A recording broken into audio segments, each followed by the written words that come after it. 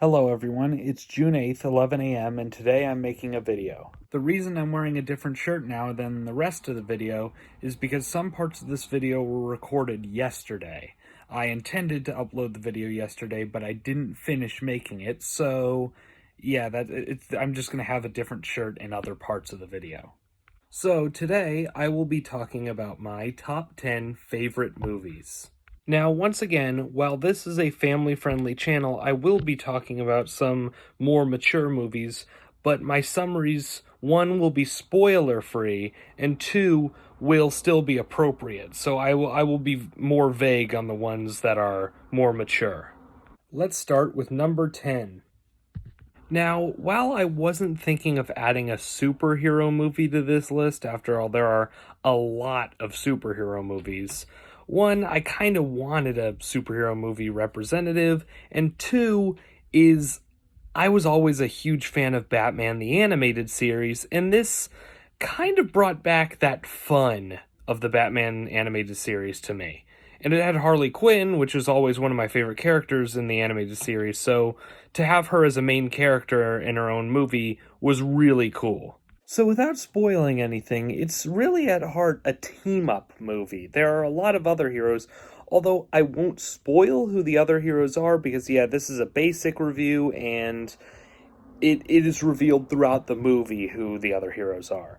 But Harley Quinn is most certainly the main character, and the fun thing about the story is it's all narrated by her, and it has this weird Captain Underpants style of, oh yeah, before I tell you this part, I gotta go back and explain what this is. So, it's a zigzagging story. It's very fun. It's very Harley Quinn style. It has a really cool villain, actually played by Ewan McGregor, which is super cool.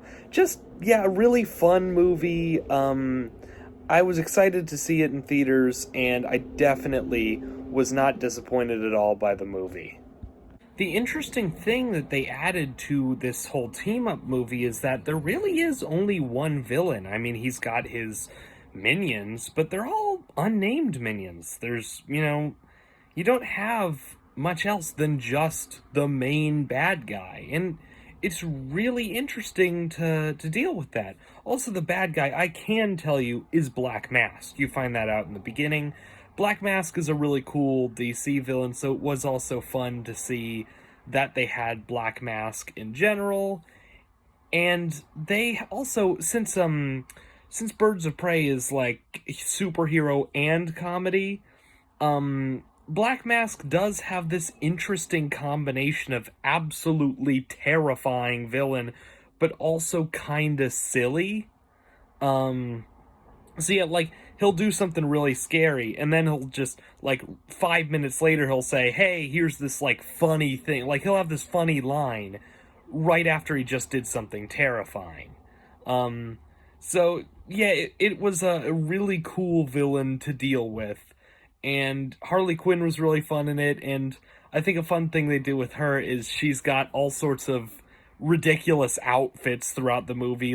She has this jacket made out of caution tape, or I don't think it's made out of it, but it has a bunch of caution tape on it, and it's hilarious. Yeah, definitely worth a watch, but yeah, it is rated R, so yeah, you gotta be the right age and everything, but yeah, it's definitely worth a watch when you can watch it. Moving on to 9th place, The Mask of Zorro. It is such an awesome movie. It's a swashbuckling movie, which pretty much by default, I'm gonna like a swashbuckling movie. And also it's Zorro, which is also really awesome. And it's got a great cast, albeit a very weird cast. They got Sir Anthony Hopkins to play a Spanish guy. And, he doesn't do a Spanish accent either. You can tell it's Anthony Hopkins. It's like you see him and you're like, oh, that's Anthony, and you hear him and you're like, that's Anthony Hopkins. He does a great job, but yeah, it's really kind of a glaring issue. But other than that, it's a really, really awesome movie. Anyway, let's move on to the movie itself and the plot. So, it starts with like old Zorro, sort of a flashback thing, but you don't know it's a flashback immediately. Um, and we start with Anthony Hopkins as Zorro, sort of doing his last mission, his last quest to defeat the bad guy. And he does it, yay! And Zorro's like, oh, alright, I can retire now. But the problem is, he didn't totally defeat the bad guy, and and he's taken to jail, and his house is burned down. And that's like the first 10 minutes of the movie. So we do a time skip, and now Zorro is really old. But he escapes jail and he trains a new Zorro, and that's more the overall plot of the movie. Him training a new Zorro so that this new Zorro can take over and defeat the new bad guys, you know? But the really cool thing, we got like parallels between the old and new Zorro, because the old Zorro is still doing stuff. Because the bad guy from the beginning of the movie that old Zorro didn't quite defeat is still doing evil stuff. So there's the parallel of old Zorro defeating the old bad guy, new Zorro defeating the new bad guy. And so yeah, they're teaming up and doing different missions. It's really cool. And yeah, they got Antonio Banderas, which is pretty cool, to play the young Zorro. For those of you who don't know who that is, he's the dad in Spy Kids, but he did this before Spy Kids. So yeah, just a really fun movie, lots of cool action, dancing, which I think really is needed in a swashbuckling movie. There's a really cool dancing scene where they go to a party. But yeah, I don't really want to spoil it. Definitely want to stay out of that, because this is just my preferences for movies and just kind of suggestions. So I don't want to ruin this. So I'm keeping all the really cool stuff back.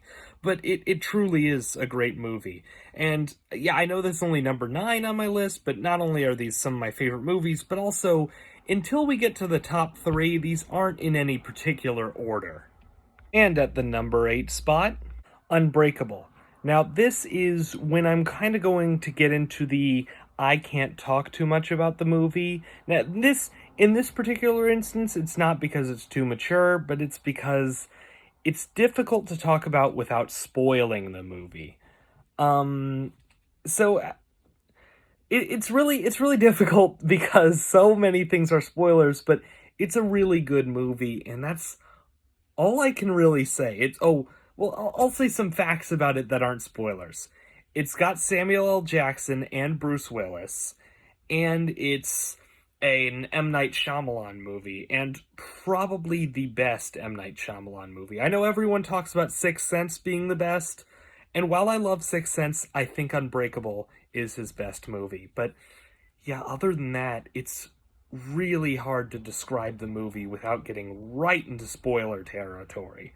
So yeah, that's all I can really say.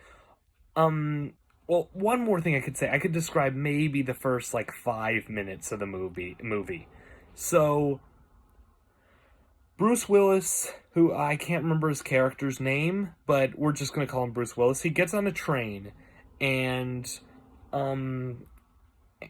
he's just having kind of a normal day, and suddenly the train starts going faster and faster and faster, and then we cut to a hospital scene, and the train has crashed, and Bruce Willis is the only survivor of the train crash. And well, when he's talking to the doctor, he's about to be the only survivor because there's another person that's dying in another room. But Bruce Willis is the only survivor of the train crash, and he doesn't have a scratch on him. So yeah, I think that's about all I can say. He doesn't have a scratch on him, and the movie sort of goes from that. Samuel L. Jackson is also a really important character, but I can't really get too much information about him without also getting into spoiler territory. Moving on to number 7. The Pirates Band of Misfits, also known as The Pirates in an Adventure with Scientists. I don't know why they have 2 separate names. I think it might be because they're called that in different countries. Either way, It is made by Aardman Films. They also made Wallace and Gromit. But while everyone really loves Wallace and Gromit, I think that The Pirates Band of Misfits is their best work. Um, this is one I could really talk about because it's not too lore deep, and it's also a totally kid-friendly movie. Um, yeah, it's really all ages, just a really fun kids pirate adventure, really, but all ages as in, yeah, adults can enjoy it too. It's really funny. So it's one of those, who cares about historical accuracy? We're just gonna do what we want. Um, yeah, it's the main character is the pirate captain. That is literally his name, and he wants nothing more than to be Pirate of the Year, which is kind of like the pirate Oscars in the way they're shown. So yeah, he is really desperate to be Pirate of the Year, but the problem is, in order to be Pirate of the Year, you need to get the most treasure. And he is not having that much luck with getting treasure. So he decides him and his crew, they need to find a way to get a particular amount of treasure. So they start the movie off by like going to all sorts of ships and trying to steal treasure, but they never find the best good ship. And so they keep going to different ones, and eventually they find Charles Darwin, played by David Tennant, by the way, and he does a great job. Um, and he finds out that their parrot, because they have a parrot throughout the movie. That's also an important piece of the plot. The parrot is actually a dodo, and so that is what really moves the plot along. Figuring out it's a dodo because Charles Darwin is like, hey, we can go to like this science show, and if we win the science show, we'll get a priceless reward. And so, but the problem is, in order to go to the science show, they have to go to London. And in this movie, the Queen, which is Queen Victoria, played by, I can't remember her name, but she plays Dolores Umbridge in Harry Potter and also does an amazing job. But the Queen really, really hates pirates, and she just wants to kill every single one.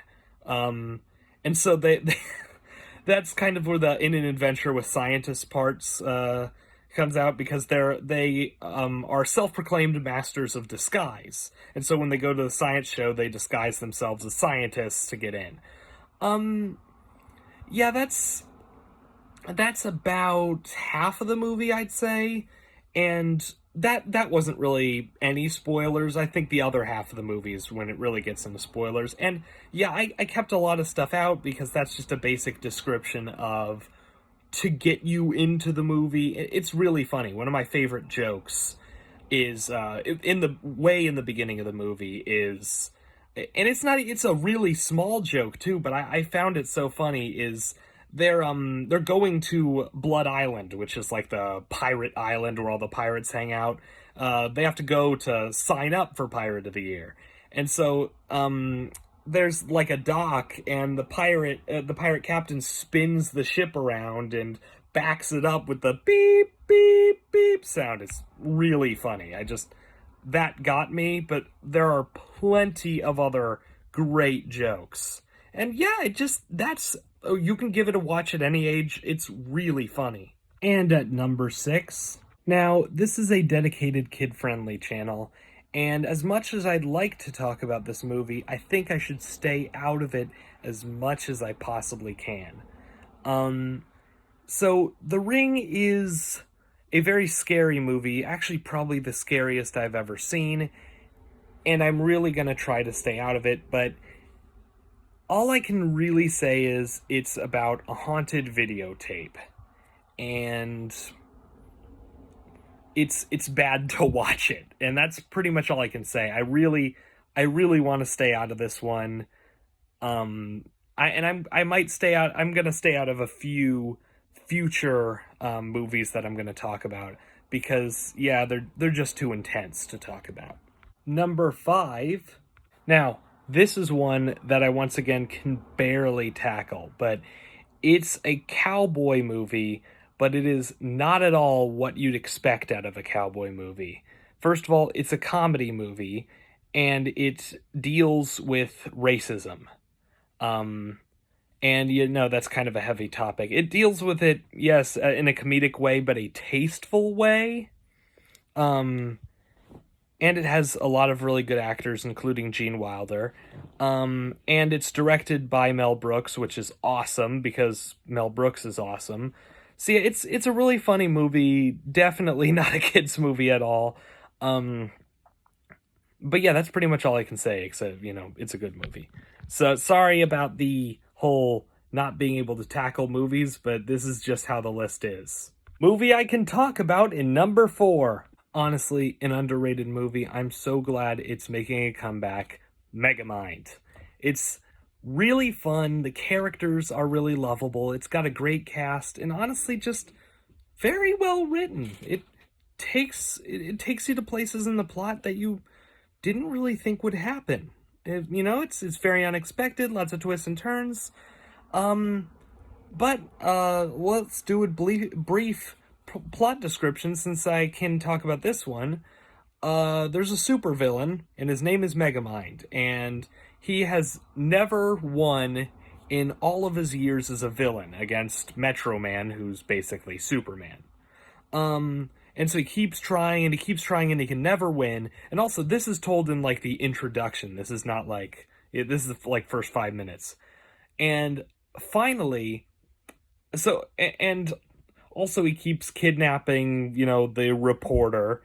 And but the movie deals with sexism and toxic masculinity actually in a very good way that kids can understand, which is one of my favorite parts. So one of my favorite ways that they deal with kidnapping the reporter is she's like, "Are we done now? Can I go home?" Like she's totally used to this. She's like, I come on, man, I just want to go home, and she's not scared of him at all. Like he keeps setting up, that's also, this is like the first 5 minutes of the movie. He keeps activating his traps and stuff, and she's like, I've seen this before. Come on, man. Yeah, that's one of my favorite parts. So it's the beginning. He's kidnapped her again, that usual stuff. Metro Man is going to save her because I'm Metro Man, I gotta save the city, and then it happens. Megamind wins. Also, once again, first 5 minutes of the movie, not a spoiler. This is the setup to the entire plot. Megamind has a laser that's powered by the sun, and he gets Metro Man trapped in this observatory, and the observatory's walls are lined with copper, which Metro Man says is his only weakness. It's his kryptonite. And the laser fires down on him, and Megamind destroys him. And so Megamind celebrates his victory, and that's how the movie starts. Where do we go from here? It's definitely still a family friendly, funny movie, but it's a very good a very good setup for a movie in general. What if the villain wins? What happens next? Yeah, just very fun, very silly. Will Ferrell voices Megamind. Brad Pitt voices Metro Man, and I can't remember the rest of the cast. And in number 3. So even though this is only in third place, this is definitely the best swashbuckling movie I have ever seen. I would argue this is definitely a swashbuckling movie, even though it's definitely a fantasy movie too. This is just... The Princess Bride is an absolutely fantastic movie. The grandpa describes it in the beginning of the movie: true love, revenge, fighting monsters. I don't remember the exact quote, but that's his summary of it. It's just such a great movie. It's got all the right elements for a swashbuckling / fantasy movie. It's so quotable. Inconceivable. I'm Inigo Montoya. You killed my father. Prepare to die. It's amazing. It's got just so many memorable moments. And honestly, I don't think I'm going to do as much talking about it as I did in the previous movies I talked about, because even though I could talk about the plot and everything, it's one of those movies that I just don't want to ruin a single moment of it for the people who haven't seen it. And for the people who have seen it, you already know how truly amazing this movie is. So yeah, more talking about number 2 and 1, but this one I really can't talk about it at all because I just don't want to ruin it. And in second place, you know how earlier I was talking about how Megamind did a great job at talking about how horrible sexism and toxic masculinity is, and they did it in a way that kids could understand and stuff like that? Fight Club not only talks about how horrible sexism and toxic masculinity is, they do a better way about talking about it, but they also talk about homophobia. Although I'd still say that toxic masculinity really is the center point of the movie. Um, Once again, the movie is hard to talk about. It's rated R, and it definitely earns that R rating. Um, it's once again a really good movie, and actually also has Brad Pitt in it. um, and it's a really good movie. It was originally a book, and I think it's one of those rare movie is better than the books because the book is still fantastic, but the movie is more of a let's take the events of the book and put them in an order that makes a little bit more sense.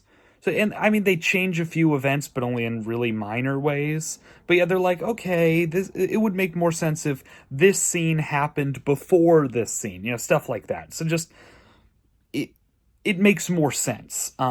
Yeah, once again, this is a movie I gotta really be subtle about, but um, I mean, the cover of the movie really says it all: mischief, mayhem, soap. That really describes the movie well. And finally, my number one absolute favorite movie. I'm not going to leave a picture up there for this one. I mean, I am about to talk about it in a few seconds, but I want in the comments you all to guess what my favorite movie is. And I mean, some of you might cheat, I don't really have a big problem with that or anything, but for those of you who don't want to cheat, I'd like a guess right before we talk about it. So, 5, 4, 3, 2, 1. Alexander Dumas' The Count of Monte Cristo. Once again, another movie based off a book. This is specifically the 2002 version of the movie. There were a lot of older movies that also tried to tell it. So, this is my absolute favorite movie. It will seem sort of like a swashbuckling movie from first glance, but it's really not. I mean, it has some fight scenes, but at its core, it's a revenge and scheming movie. So it tells the story of Edmond Dantes, of course, a fictional character.